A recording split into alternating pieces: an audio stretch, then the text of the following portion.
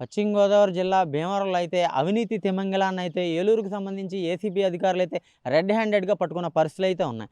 అటవీ శాఖకు సంబంధించి ఫారెస్ట్ సెక్షన్ ఆఫీసర్గా పనిచేస్తున్న సురేష్ పాలకోడేరు శృంగవక్షంలోని ధనుంజయ అప్పారావుకు సంబంధించిన సామిల్ను గత నెలలో అయితే సీజ్ చేశారు. దీనికి సంబంధించి సీజ్ చేసిన సామిల్ను రిలీజ్ చేయడానికి ఫారెస్ట్ సెక్షన్ ఆఫీసర్ సురేష్ అయితే ధనుంజయ అప్పారావు ఎవరైతే సామిల్ ఓనర్ ఉన్నారో ఆయన దగ్గర నుంచి 4 లక్షల రూపాయల లంచాన్ని అయితే దాన్ని రీఓపెన్ చేయడానికి అడిగిన పరిస్థితి అయితే ఉంది. దీనికి సంబంధించి ఇటు ధనుంజయ అప్పారావు అయితే ఏసీబీ అధికారులను ఆశ్రయించాడు.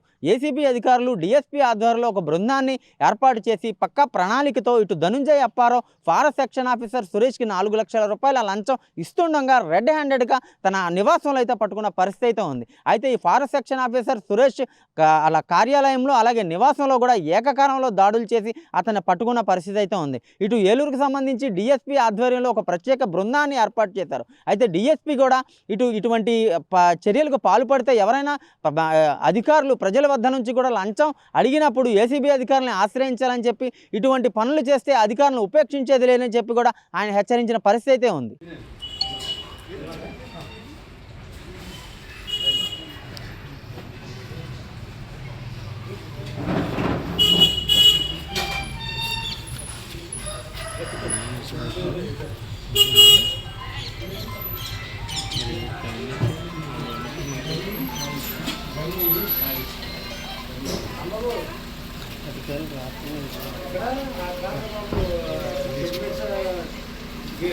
బయటకి